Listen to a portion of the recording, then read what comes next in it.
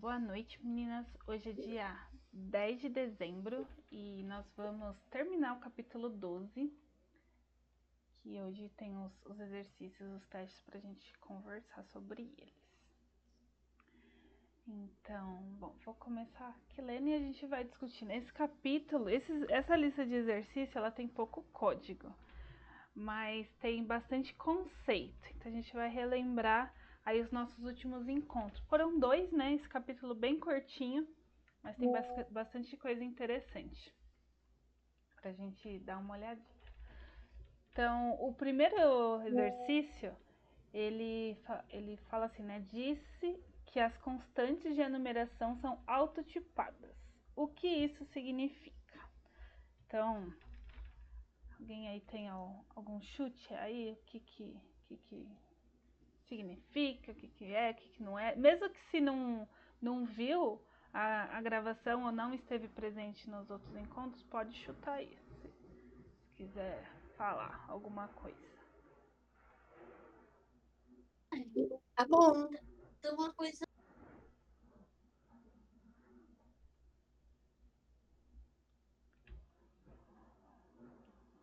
Falou, Gi? Já fechou? Não. Beleza. Porque eu vou chutar. Não, só falei tudo bem. Porque eu vou participar aqui. Ah, beleza. Eita.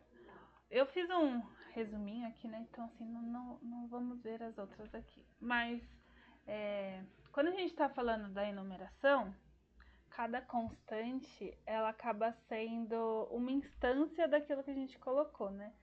Então, escrevi aqui assim, né? Cada constante da enum é automaticamente uma instância da própria enum, sem que você precise explicitamente criar uma instância. Então, ó, quando a gente viu aqui as enumerações, nós criamos assim, né? A gente coloca a palavra aqui enum, o nome da nossa enumeração e as constantes que a gente quer colocar. Isso daqui significa que como se estivesse criando várias instâncias dessa classe, de uma classe chamada transporte. Então é isso que ele fala autotipada. Cada constante, cada coisinha aqui é como se a gente estivesse dando um new a gente colocasse assim, ó, transporte, aí carro igual a new carro ou new transporte, passando o new transporte, passando aqui carro. É como se a gente estivesse criando várias classes diferentes com cada instância dessa enumeração que a gente criou. Então, por isso que elas chamam autotipada, porque elas vão ter o mesmo tipo, todas essas enumerações aqui vão ter o mesmo tipo dessa classe aqui, transporte. Então, é por isso que elas chamam autotipadas, porque elas carregam um tipo que elas estão inseridas e não tem como mudar. Então, é isso aqui. Quando a gente fala de que o Java é fortemente tipado, né, é fácil da gente lembrar. O que é autotipado? É só lembrar do altamente tipado. O que é? Quando a gente cria uma variável, ela é esse tipo e não muda jamais. Fortemente tipado. Então, autotipada é quando ela se ela pega um tipo e fica com ele. Então, aqui a gente vai ter, né? Esse car é um tipo de transporte e ponto. É isso. Então, essa é a resposta daqui dessa autotipada. A pergunta 2, ela fala assim, que classe todas as enumerações herdam automaticamente? Então, quando a gente tem esse enum, automaticamente elas herdam de uma classe específica.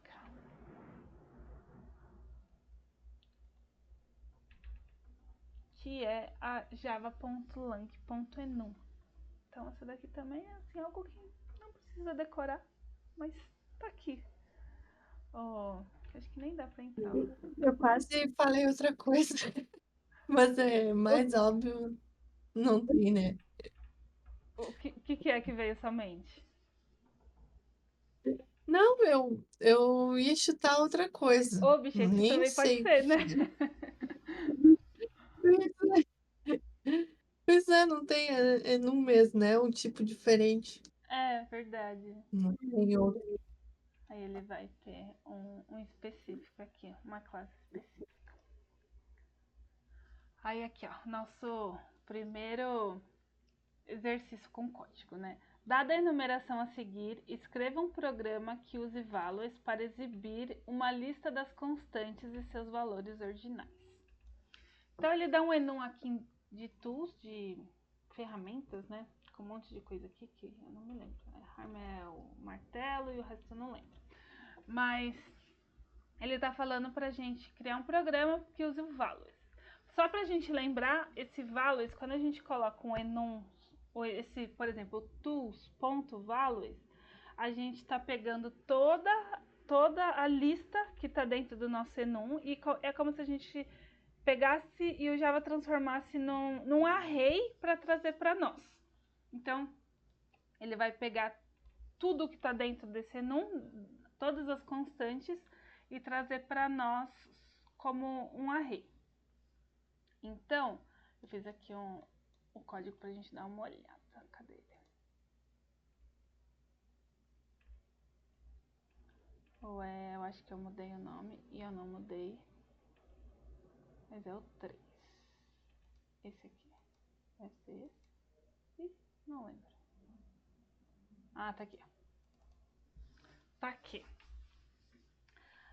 Então aqui a gente tem a nossa enumeração, nosso enum aqui em cima.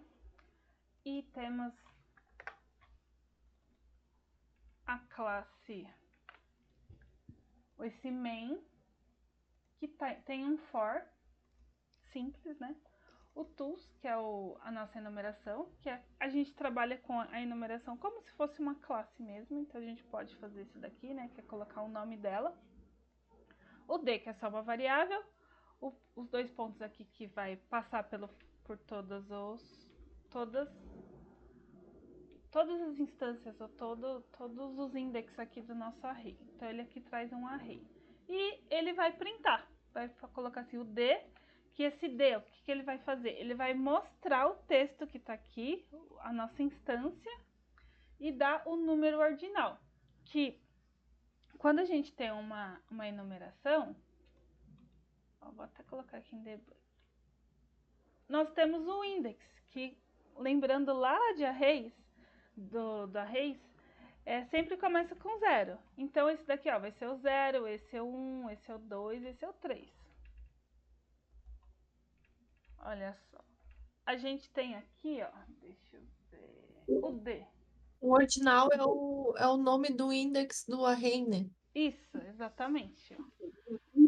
Aqui nós temos o name, que é o texto, que é o que está aparecendo aqui no D, e o ordinal dele. Então, ele está aparecendo aqui, ó. Quando a gente passa para o próximo, cadê? Ó, ele passou para o index 1, que tem aqui o nosso ordinal, e o nossa segunda instância do enum. Volta, aí aparece o 3, que é a mesma coisa, ó, que vai ser o ordinal 2, né? Porque começa com 0, 0, 1 e 2. E o name é a nossa instância, né? O nome da instância. E eu vou fazer isso também aqui com o último 0, 1, 2, 3, que é o ordinal 3 e o nome.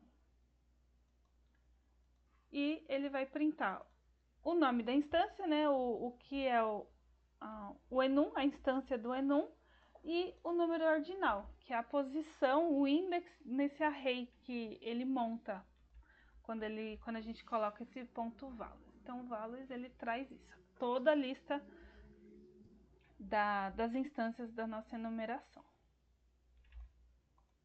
É isso. Então, o exercício pedia isso, né? Cadê? Dada a enumeração a seguir, escreva um programa que use values para exibir uma lista das constantes e seus valores ordinais. Então, feito, fizemos isso. O 4. Esse aqui é o mais complicadinho, mas vamos lá. A simulação de semáforo desenvolvida na seção Tente Isso 12.1 pode ser melhorada com algumas alterações simples que se beneficiem dos recursos de classe da enumeração. Na versão mostrada, durante a duração de cada sinal era controlada pela classe Traffic Light Simulator, com os valores sendo embutidos no método run. Vou pegar aqui só pra gente ver. Vou lá pegar primeiro pra gente dar uma olhada, pra gente relembrar essa classe aqui. Cadê? Tá aqui. Então, vamos lá. Ele tinha a classe Traffic Light, que era o Run.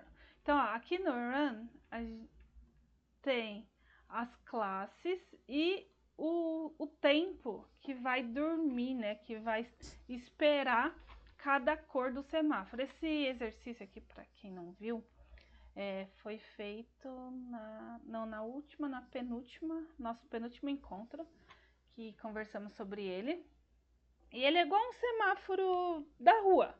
Ele vai dar o verde, espera um pouquinho o amarelo, espera um pouquinho o vermelho, aí volta pro verde, amarelo, vermelho. Então é isso que esse exercício está fazendo. É um semáforo de trânsito comum.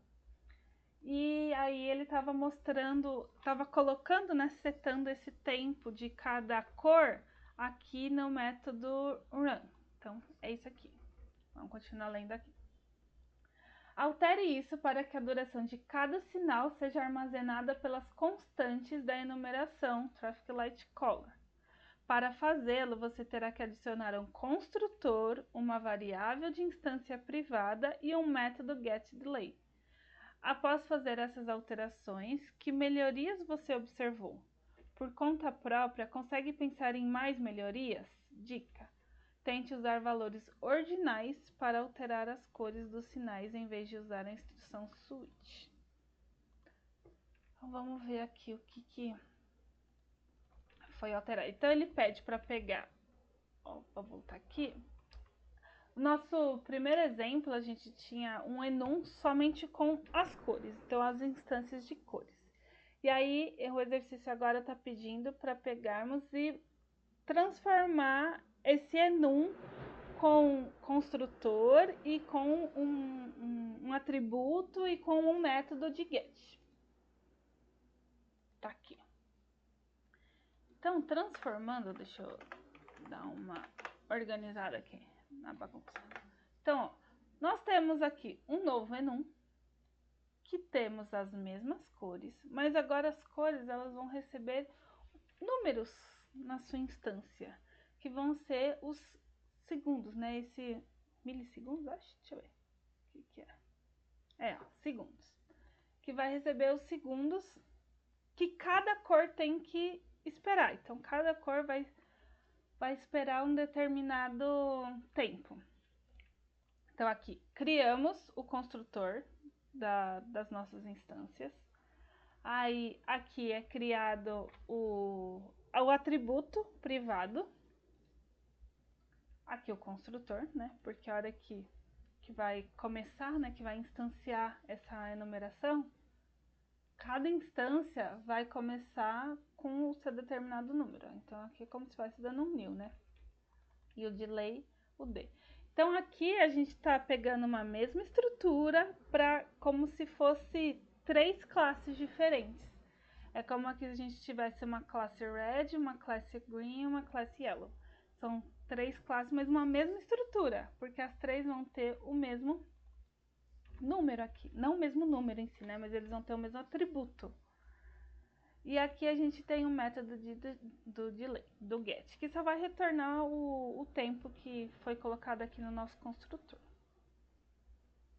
Então, a primeira fase do que ele pede tá aqui. E aí... O que retorna no get? Oi? O que ele tem que retornar? O que ele tem que retornar aí? É só a cor? Ele retorna o número de segundos que vai esperar a próxima cor. Ah, tá. O método tem que retornar o tempo, então, seria o. Isso, exatamente. Entendi. Exatamente. E aí o switch fica uma coisa meio não performática, né? Tem que percorrer tudo para ver. E aí, sem usar o switch, colocar direto no get, ele vai ficar retornando direto, né? Algo assim, né? A vantagem. De não voltar Usando o no enum. get. Ó, a Não, diferença. Não, pode falar, Gi. a gente não vai, a gente vai retirar o switch e vai colocar, vai fazer a chamada direta daí. Isso, É, exatamente. Ó, aqui, o que, que ele tá fazendo? O run dele, que é essa partinha azul que eu coloquei aqui, aqui, ó. A gente tirou esse switch, exatamente. Tirou o switch porque agora ele tem na instância. Então a gente já pode pegar direto a cor, que tá aqui, ó. A cor aqui. E aí ele pega o get delay. Então ele vai pegar direto lá na instância o número. A gente não precisa mais fazer o switch. Não tinha reparado nesse ponto. então vai ser como se fosse três instâncias, né? Em vez de ser uma só e tá, do enum e percorrendo, né? Uhum. É difícil visualizar assim, mas é como se fosse tivesse os três objetos, né? Não só um. Porque Sim. tu chama o consultor Uhum. que cria ali quantas vezes? Toda vez que tu criar um menu, né? Isso. Aí passa o consultor já com o valor. Aí ele tem 3 classes aí praticamente, né? E aí, ó, aqui no main que ele vai fazer isso, né? Que ele vai iniciar o enum e já coloca. Não, ele inicia aqui o simulator, deixa eu ver. Ele inicia essa classe que vai ser o controle, né? O semáforo. E aí ele inicia o enum aqui dentro. E a thread.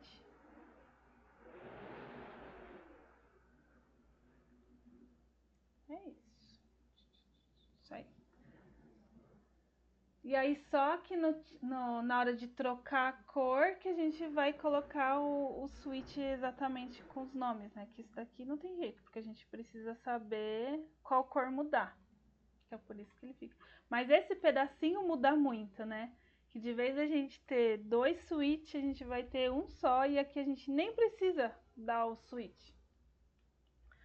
Porque na própria cor que vai estar aqui, ó, na nossa variável, a gente já consegue saber quanto tempo que vai esperar esse delay, quanto tempo ele vai ficar paradinho. E tá economizando um tempo, né? Sim, com Que certeza. funciona do jeito que estava antes, tem lógica, mas deu para melhorar a performance, né? Sim. E até a visualização, né? É mais bonitinha também. Que não precisa ficar com um monte de switch no meio do caminho.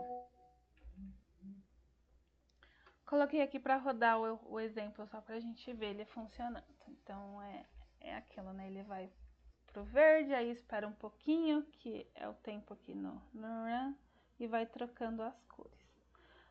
A gente olhou passo a passo aqui dessa classe, 2 encontros passados, mas só pra gente dar uma refrescada na mente dele, ele vai passar 9 vezes aqui no nosso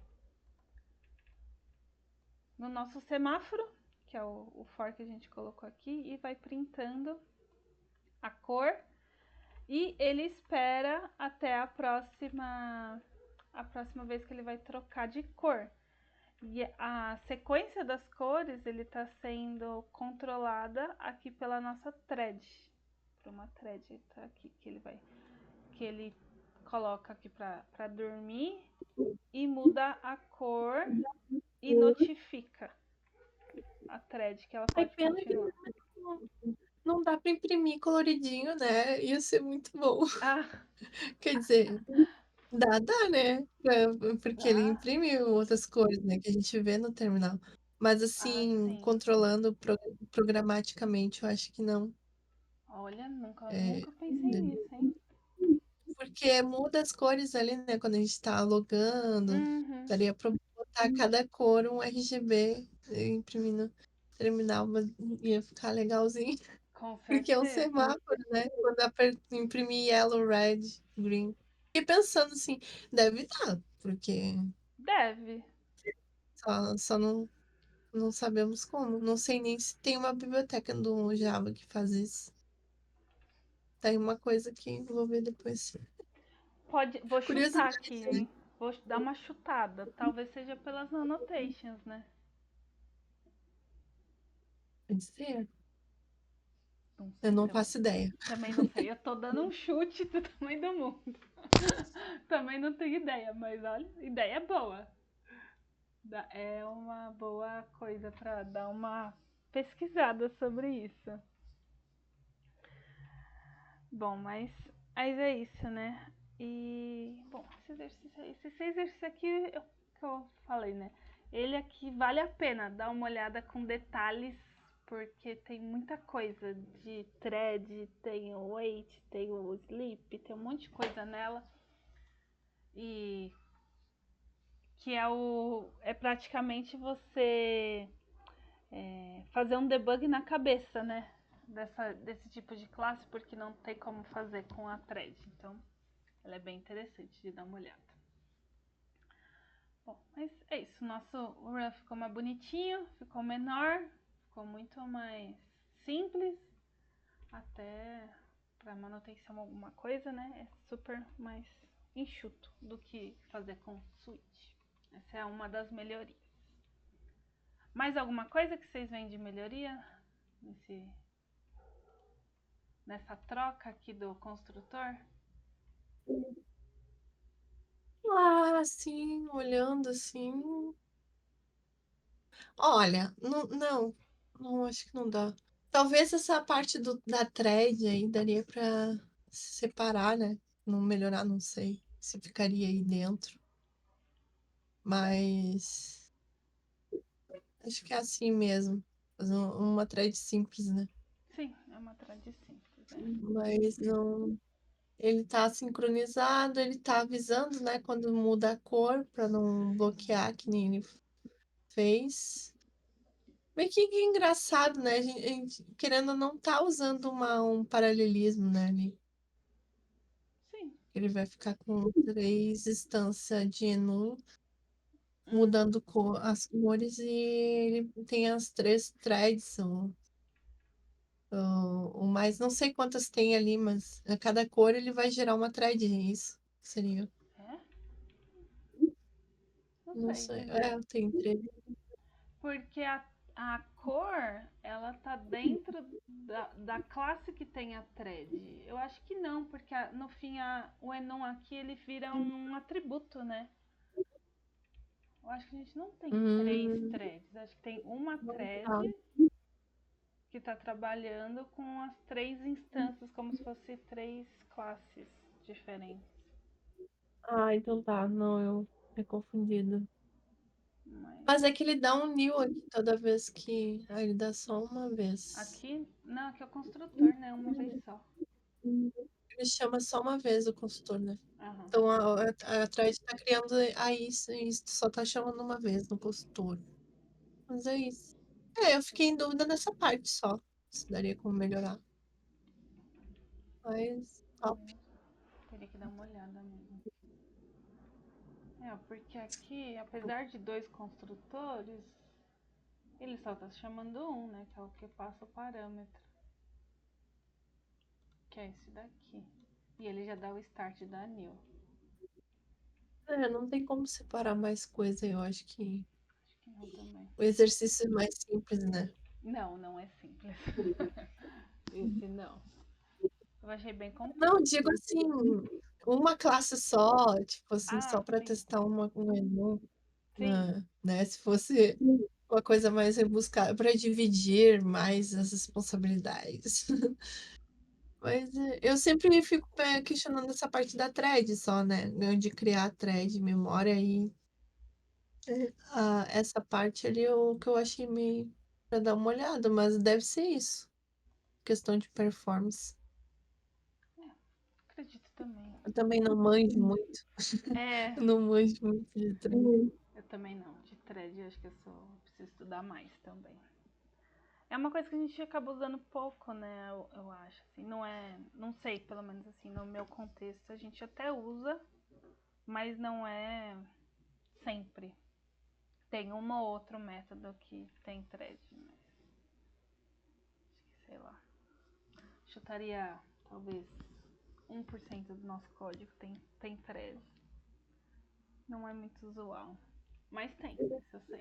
É um bem pontual, né? Uma rotina assim que vai Sim, fazer, né? Por baixo dos panos, como diz. Uma rotina, como é que fala? É assíncrona? Eu acho que é assíncrona. isso, né? É, Na memória e não é sempre, né? É só em alguns casos. é processamento de muita coisa, né? Que aí você vai jogando pra memória e a memória se vira, né?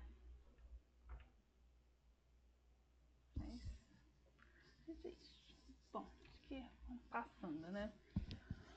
O exercício 5 ele fala defina boxing e unboxing. Como o autoboxing e unboxing afeta essas ações. Esse daqui eu achei muito interessante, né? Que ele voltou nesse assunto. Porque, se eu não me engano, ele falou nesse assunto no primeiro capítulo desse livro. Que ações que ele tá falando? Peraí, vamos contextualizar. Ah, Bom, qual primeiro acho que a ações? definição, né? O que é a definição? Deixa eu pegar aqui. Eu posso chutar, porque eu peguei esse item. Eu vou tentar chutar. Porque eu fiz assim, uma forma de eu gravar isso é eu tentar fazendo analogia com os nomes ali, né? Que é Uhum, novo. E que eu comentei né, com as meninas que eu tava fazendo aqui, que eu já usava esse unboxing, auto-unboxing, sempre usei, mas não sabia que era isso. olha. Pra mim era tipo uma espécie de casting, né? Que Uhum, ele faz uma transformação de número ali, meio que por baixo dos panos, ou a gente usa a forma explícita e implícita. Então eu não sabia o nome disso aí. E esse lance do boxing é quando eu entendi, né? Tá colocando uma caixinha, né? Porque a gente fala em encapsulamento, né? sim. Você vai estar encapsulando um valor, que é, por exemplo, primitivo, numa caixinha, no box. Então, você está colocando na classe wrapper, né? Que é o objeto. Aí você está fazendo o boxing quando você atribui um primitivo para um maior, né? Que é um objeto. Aí, quando você quer, ao contrário, pegar o valor primitivo, você está fazendo um unboxing desse valor. Aí volta, tirando da caixa, no que encapsulando. Então eu gravei desse jeito, para não esquecer, mas só uma dica assim para. É bem Então, legal.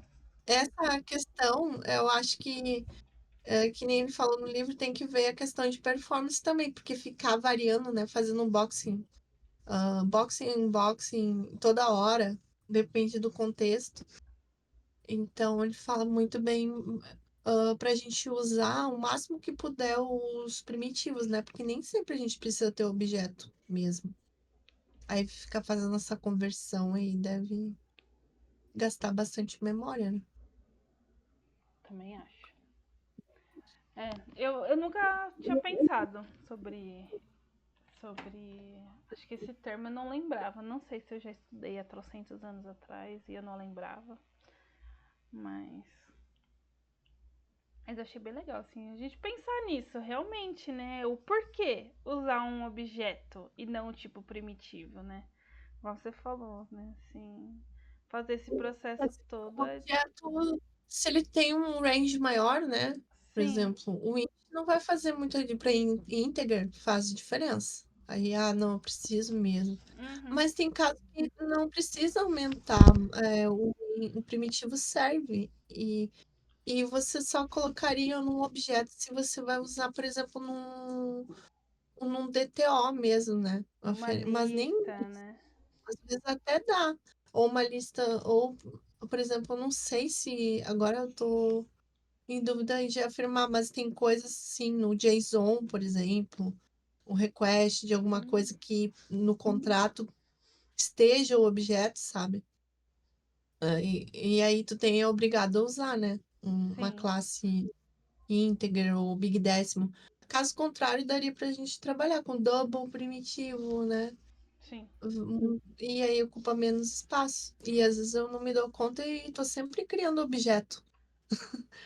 Tô toda hora criando os objetos ali. O string é meio que obrigatório, né? Porque não tem. Assim, não tem A gente jeito. não usa char, né? Um array de Não, char, a gente nossa. usa string. Seria Mas, pavoroso trabalhar com a rede de char. não é. Mas o resto dos números realmente, né, a gente tem que refletir melhor, assim. Também acho. Também acho. Porque eu nunca tinha parado pra pensar nisso. Mas é verdade, né? A gente não precisa usar todas as vezes, né? Como falou. Depende do contexto. A gente não precisa usar um integer, uma classe, toda vez para guardar uma idade. A gente pode usar um int, né? A não ser em outros casos. E mesmo assim, né? Que você fala assim, ah, dá um request, dá um response, alguma coisa assim. Às vezes, dentro do sistema, a gente pode trabalhar inteirinho com o tipo primitivo e só na hora de fazer a expor, né, o dado que a gente muda. Pode ser também. Exatamente. Só no ponto, né, do adapter ali, da Sim. fazer adapter. Realmente, eu já tive problema com isso. Nossa. Eu estou. Um sistema trabalha com um tipo de número, né? Que nem esse mesmo. Eu peguei um request aqui de pagamento que eles trabalham com long, Nossa. sem o vírgula, sem double. Uhum. Eles trabalham lá só com long para ter uma precisão maior. Uhum. Aí tu salva e lá eles convertem para valor real, né? Então você tem que botar os zerinhos depois, ou sei lá. Eu não Nossa. sei, eu só sei que eu tive muito problema de fazer essas conversão, aí botar o ponto, porque as plataformas trabalham diferente, né? Na minha eu trabalhava com Double, na verdade, nem era isso, né? Porque long é diferente, é um Sim. outro tipo. Se fosse um Big Décimo, Agora tá um noite, mãe. Double, mas enfim, só um exemplo, Agora tá noite. um exemplinho aí. Sim. Até porque essas coisas dão uma assim, dificuldade com arredondamento também, né? Nossa, pagamento, arredondamento, número, tipos diferentes. Nossa, imagina a salada que fica. Eu vi que o negócio era longo, daí eu saí alterando todo o sistema para se adequar ao API, né? Mas depois eu voltei atrás, vi que estava errado, exatamente. Você tem que isolar só o ponto né, que precisa. E não sair alterando tudo também. Ah, Dá muito normal. trabalho. É o nosso primeiro ímpeto, né? Achar que tudo tem que ser igual. É natural. Também já fiz isso. Normal. Normal. Mas, não, é isso. Acho que esse aqui tá.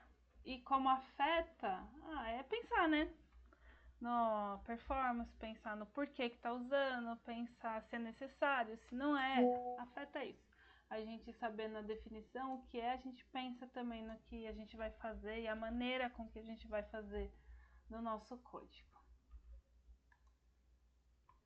Sexto.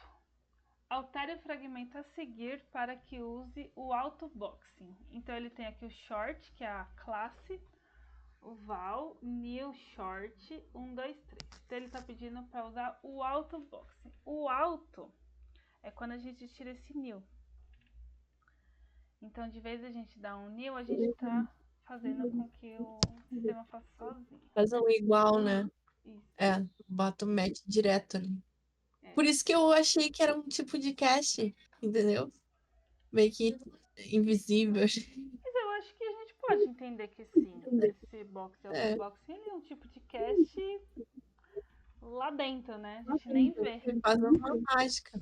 Faz uma mágica. Bem isso. Bem isso. Esse auto, né? Ele faz sozinho. Ele faz um cache sozinho. O boxing sozinho, né? O cache sozinho. Bem interessante. 7. Diga em suas próprias palavras o que faz a importação estática. Fala assim, né? Esse capítulo ele foi recheado de definições de palavras novas, né, para nós. a importação estática, coloquei aqui, né? Ela importa todos os membros estáticos de uma classe ou interface, e assim podemos usá-los sem escrever o nome da classe ou da interface. E aí eu acho que a gente pode ver junto esse 8, porque faz parte, né? O que a instrução seguinte faz: import static java.lang.integer.parseInt. Então aqui a gente tem a importação estática, a gente está importando tudo que está dentro de parseInt que seja estático. Que aí a gente pode ver aqui no código. Deixa eu ver o exercício 8. Então, ó, coloquei aqui o import static java.lang.integer.parseInt. Então aqui ele está importando tudo que é estático dentro da parseInt. E por quê? Porque ele pode chamar o método parseInt, que é um método estático. Vamos dar uma olhadinha aqui nele. Cadê? Que ele é um método estático, então a gente pode usar esse método sem colocar o integer ponto não sei o que. Como assim, ó? Eu coloquei o comentário aqui, né? Com a importação completa que a gente fez aqui em cima, é necessário escrever o integer.maxValue aqui, porque ele só importou esse parseInt aqui na nossa classe. Mas se a gente tem, por exemplo, a importação que não seja aqui completa, ponto integer, ele não vai, é que é o estático, então ele não deixa. Não é estático isso. Aí aqui eu vou ter que usar o integer.parseInt. Então aqui ele importa e aí eu nem preciso colocar esse nome.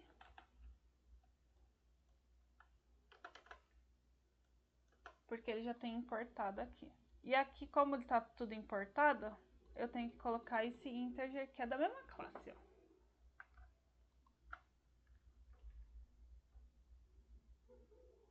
Que ele tem aqui uma... Ele não é...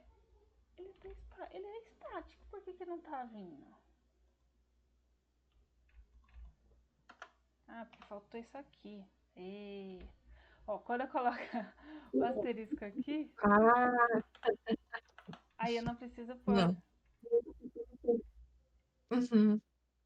É isso aqui. Você importa todo o pacote, Isso, sim, importa todo objeto. Exato. Aqui ele está importando todos os objetos estáticos. Então eu posso usar assim, mas quando a gente coloca um específico, que era esse parseInt, aí tem que digitar o nome. Por isso que ele fala da importação estática. Você importa tudo que é estático. Ele indica ali a gente não fazer o asterisco, porque pode dar conflito. A gente pode estar importando coisa que pode dar conflito, né? Sim, exatamente. Dependendo. Se tiver uma variável igual. Não, aí Mas... ele fica doidinho, né? Porque não sabe o que usar. E aí que vem o exercício 9, né? Que ele fala que a importação estática foi projetada para situações especiais ou é uma boa prática dar visibilidade a todos os membros estáticos de uma classe. É exatamente esse ponto, né?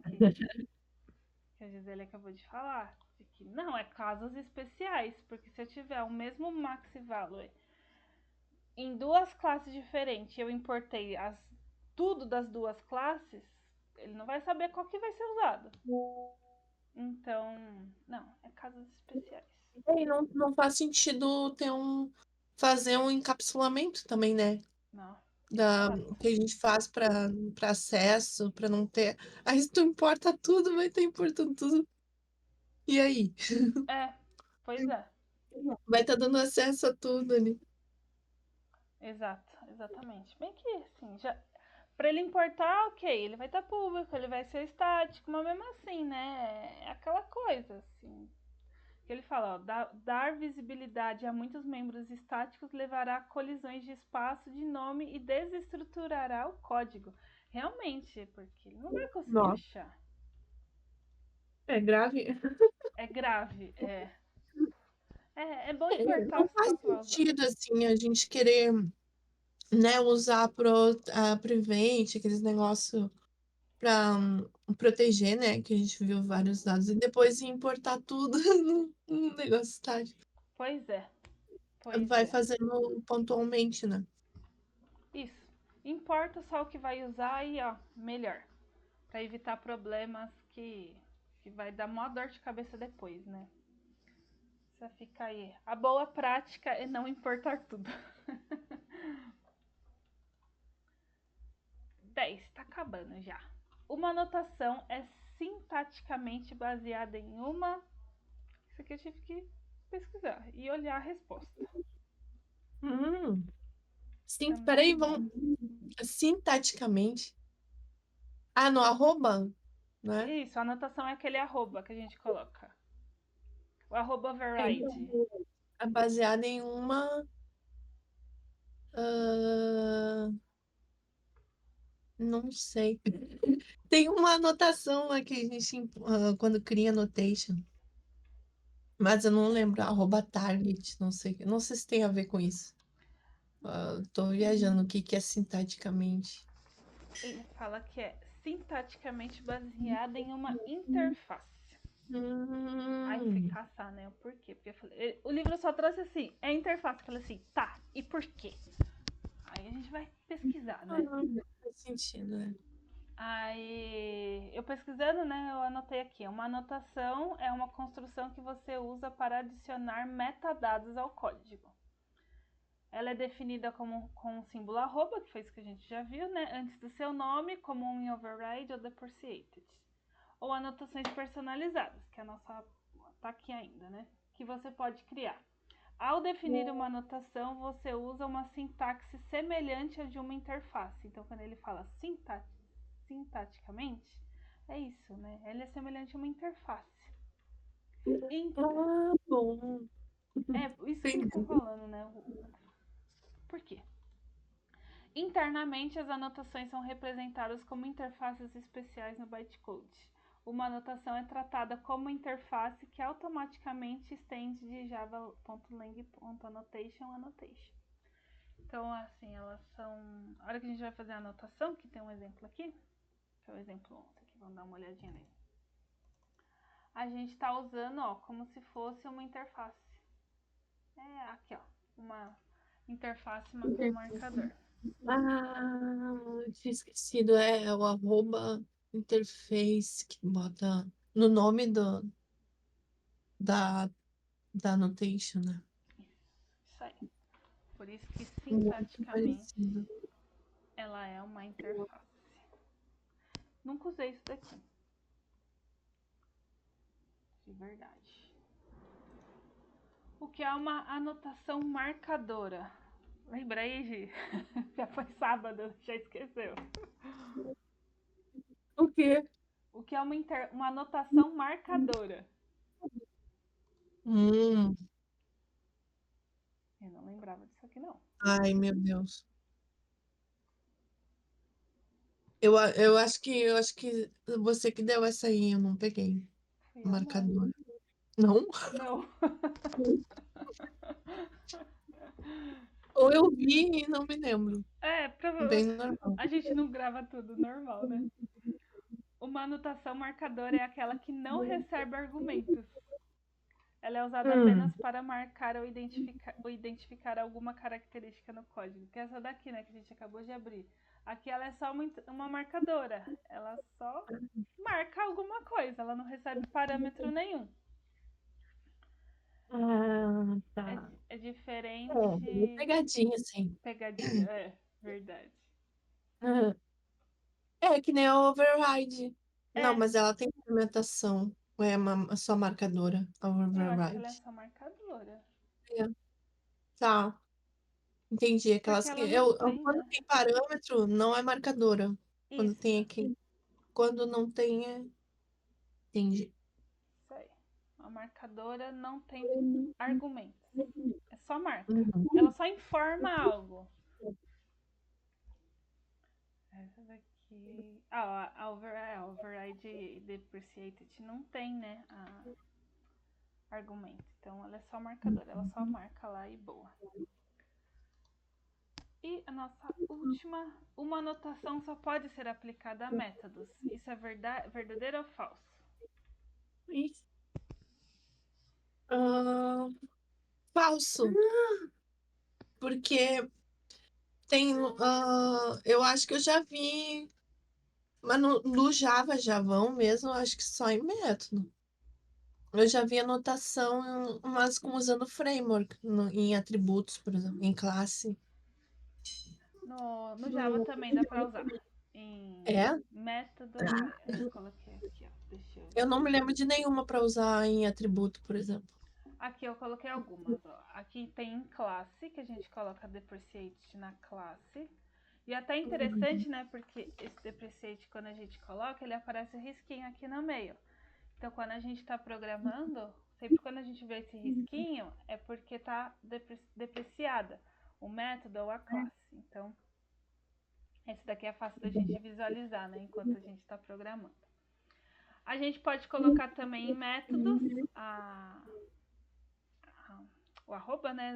As anotações, que assim, aqui é um override do toString. Então, a gente anotou aqui o nosso método. Então, aqui é a anotação da classe, a anotação do método, e a gente também pode anotar atributo. Então a gente coloca um atributo como depreciado ou alguma marcação que a gente fizer. E aqui a gente também pode ter nos parâmetros de método. Então a gente pode depreciar um parâmetro dentro de um método. Muito doido isso, né? Eu fiquei pensando assim, qual que é a chance de você usar um treco desse? Não sei. Deve ter. Porque se tem implementado é porque tem uso. Provavelmente vão oferecer outra implementação para esse método futuramente. Aí já está avisando que não vai precisar mais passar o. Sim, tem razão. Não tinha É, pensado. eu acho que eu usei aqueles mais supras warning, aquelas coisas. Uhum, Não tinha me lembrado, mas dá para colocar em tudo, então. dá. E aqui, construtores também, que a gente pode colocar depreciar ou colocar qualquer outra marcação nos construtores. Então a gente pode usar as anotações em qualquer lugar do nosso código. A gente pode usar método, construtores, atributo, parâmetro, é livre. Onde a gente quiser usar as anotações a gente pode. E é isso. Acabou-se. É isso, né? Agora eu vou sair fazendo annotation por É. aí. Pensando em que situação. Olha só, o próximo capítulo, generics. Ufa, Tá bom. chegamos. Vai ser muito bom. Nossa, generics é bom, hein? A gente já viu. A gente já passou um sufoco. Passamos um pouco do Eu Java efetivo. já. Eu acho que eu vou ver, porque de repente eu vou tomar um baile aí no Java para iniciantes também. Pensei a É mesma porque coisa. assim, é bem específico ali no Java afetivo, umas Sim. coisas meio bizarras, assim. As situações fala de problemas, né? Mas não fala muito do beabá, desde o início, assim, pra gente entender os genéricos. Eu acho que faltou, sabe? Porque ali não é o livro para explicar. Aí ele explica direitinho. Sim, sim, com certeza vai ser melhor. O Java efetivo ele só joga, né, a ideia. Ele fala assim, você já sabe, então eu só vou comentar. É, assim, o básico você já sabe. Agora vamos ver outras questões de Uhum. utilização. Mas parece bem explicado. Ele fala de criar um método, construtor, interface, usar os tipos. Isso aqui Aham. eu não tenho ideia o que seja. Que legal, a gente vai ver isso aí, Erasure. Nossa, eu e a Cris, a gente tomou. Não lembro o que Esse é. aí, É uma técnica, é um negócio que, inclusive, deu problema nas versões. Tipo assim, é um negócio que tem que tomar cuidado. Pode afetar outras situações. Eu sei que isso é um negócio que é uma técnica, mas que é meio vulnerável, sabe? Que interessante. Fiquei curiosa. Usar com, se não me engano, genéricos com. Isso aí dá problema esse Erasure aí com streams. Entendi. Não é todo lugar, né? É só mais com os streams aí. Entender essa Entendi. técnica. Bom, então, curiosas e ansiosas pelo Isso é próximo bem legal. capítulo. É Então isso, tá, gente. meninas. Boa noite. Foi muito legal. A gente conseguiu terminar antes. Terminamos, ó, um pouquinho antes. O No capítulo foi tempinho. bom. Relembrar algumas Muito coisas. bom. Então, a próxima, vamos começar. Sou eu, né? Sábado Sábado. já começa. Se a Lana conseguir Sim. no sábado acompanhar, tamo aí. Às 15, né? Sim. Vai cair no dia 15, no sábado. 15 horas. Não, 14. Acho que é 14. Sábado é 14. Eu mando o link. Beleza. E quinta-feira, jovem efetivo. Quem puder também participa. Isso aí. Tá, meninas, uma boa noite pra Tchau, vocês. boa noite. Tchau. Até Boa mais. noite. Tchau. Até mais.